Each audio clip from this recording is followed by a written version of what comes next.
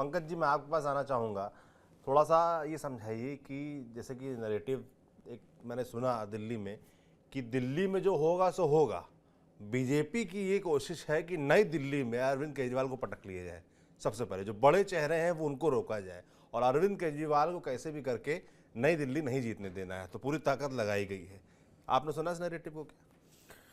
देखिए, एक बात सौरभ आपको बताना चाहेंगे कि अरविंद केजरीवाल खुद कैसे सत्ता में आए थे। आप याद करिए, उन्होंने शीला दीक्षित को हरा दिया और शीला दीक्षित को हराया तो कांग्रेस के मनोबल पे इस तरीके से असर पड़ा कि उसके बाद कांग्रेस ठीक ढंग से उठ करके खड़ी भी नहीं हो पाई। अगर आप पिछले 2 चुनाव को देखें तो 2 चुनाव में 0 कांग्रेस को मिलता हुआ दिखाई पड़ता है, जबकि बीजेपी को एक बार के बाद यहां के विधानसभा चुनाव में जनता लगातार नापसंद की है। ये बात आप जान लीजिए।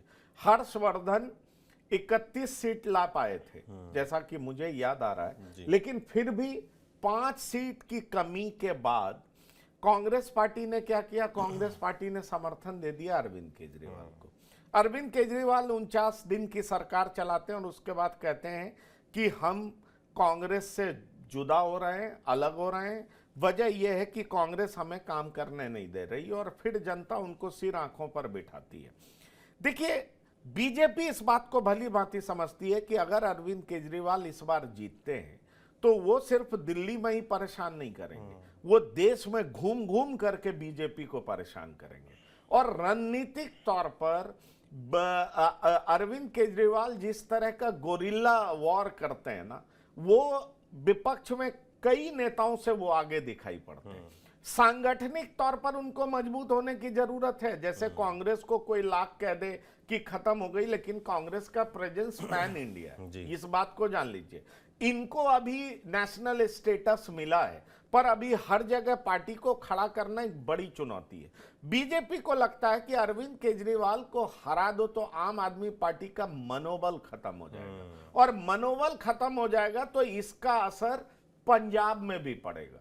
क्योंकि देखिए, अगर आम आदमी पार्टी यहां से आती है तो पंजाब में जबरदस्त असर पड़ने वाला है। और ये बात जान लीजिए कि पंजाब में भी फिर कांग्रेस भी साथ नहीं देगी, जो मुख्य विपक्षी पार्टी है। तो ऐसे में मैं इसलिए बार बार कहता हूं कि आम आदमी पार्टी सर्वाइवल की लड़ाई लड़ रही, और यहां अगर चौथी बार जीतती है तो आम आदमी पार्टी क्या कहेगी कि अरे साहब, कांग्रेस क्या पार्टी है, वो तो हरियाणा में जीती हुई लड़ाई हार जाती है, हम ही हैं जो मोदी जी का सामना कर सकते हैं। और अरविंद केजरीवाल किसी बात को कैसे बढ़ चढ़ करके कहना है, वो अरविंद केजरीवाल बहुत अच्छे तरीके से जानते हैं। बीजेपी को काउंटर करना अरविंद केजरीवाल और उनकी टीम जानती है। लेकिन इस बार जो मैं देख पा रहा हूं कि इस बार आम आदमी पार्टी इसलिए घिरी हुई है क्योंकि मैं वैसे अगर कुछ राज्यों की बात करूं तो वहां पे करप्शन कोई मुद्दा नहीं दिखा, झारखंड में कोई मुद्दा नहीं दिखा, महाराष्ट्र में कोई मुद्दा नहीं दिखा। इतना उठाया गया ना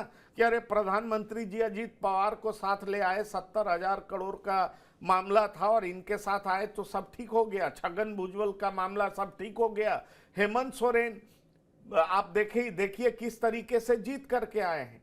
लेकिन सवाल ये उठता है कि ये पार्टी सबसे ज्यादा भ्रष्टाचार के खिलाफ बोली है ना, और अब इस बार भ्रष्टाचार का ही आरोप सिर्फ बीजेपी नहीं लगा रही है, इस पार्टी के खिलाफ कांग्रेस भी लगा रही है। जो कांग्रेस पूरे देश में कहती है कि ईडी और आईटी को बीजेपी अपने मशीनरी की तरह इस्तेमाल कर रही है, वो कांग्रेस कह रही है कि शराब घोटाले में ये कैसे लिप्त हैं, इनके मंत्री 1.5 साल जेल में रहते हैं और मंत्री बने रहते हैं, ये किस तरह के भ्रष्टाचार की बात करते हैं, शराब पे एक से एक फ्री दे रहे थे। ये जो कट्टर ईमानदार वाली छवि है उस पर डेंट पहुंचती हुई दिखाई पड़ रही है, क्योंकि मिडिल क्लास भी इनको वोट करता था, मिडिल क्लास मानता था आम आदमी जैसे लोग हैं।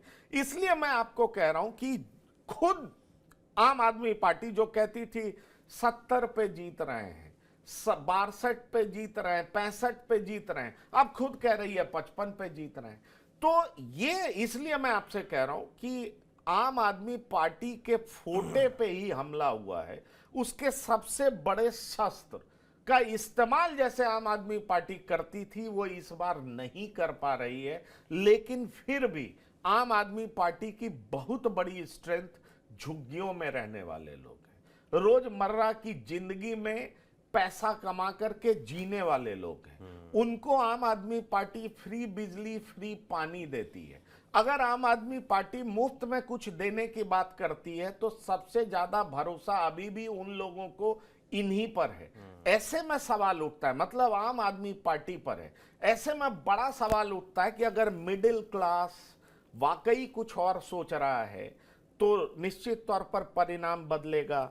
अगर मुसलमान जो कांग्रेस की तरफ देख रहा है वो कांग्रेस की तरफ वोट करता है और कांग्रेस 5% से 10%, 12% तक पहुंच जाती है या कई सीटों पर कांग्रेस सीधा मुकाबला में है, वहां जबरदस्त लड़ाई लड़ती है, तो इसका बड़ा असर आम आदमी पार्टी पर पड़ेगा। क्योंकि हमें यह नहीं भूलना चाहिए कि कांग्रेस जिसका वोट परसेंटेज 40% से ज्यादा होता था वो पिछले चुनाव में 5% से नीचे आ गई। सारा का सारा वोट शिफ्ट किधर हो गया?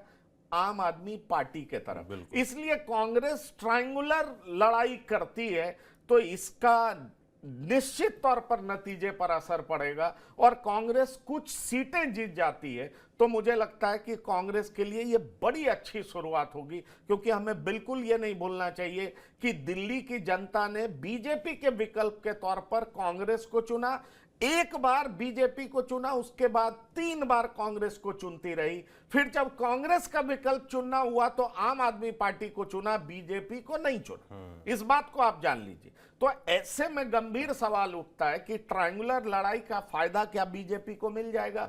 और एक बार जब कांग्रेस डेंट पहुंचाना शुरू करेगी, सत्ता से डिसलॉज कर देगी, तो फिर आप देख सकते हैं कि कांग्रेस का मूवमेंट अपवर्ड होगा, कांग्रेस बेहतर स्थिति में पहुंचने के हालात में। बिल्कुल, इसीलिए जो है तमाम जानकार ये बात भी कहते हैं कि बीजेपी की जीत इस बात पे डिपेंड है कि कांग्रेस कितना अच्छा परफॉर्म करेगी, कांग्रेस कितना अच्छा वोट परसेंटेज के लिहाज से अपना मामला बना पाएगी। इस पे डिपेंड करता है कि बीजेपी सरकार बना पाएगी कि नहीं बना पाएगी।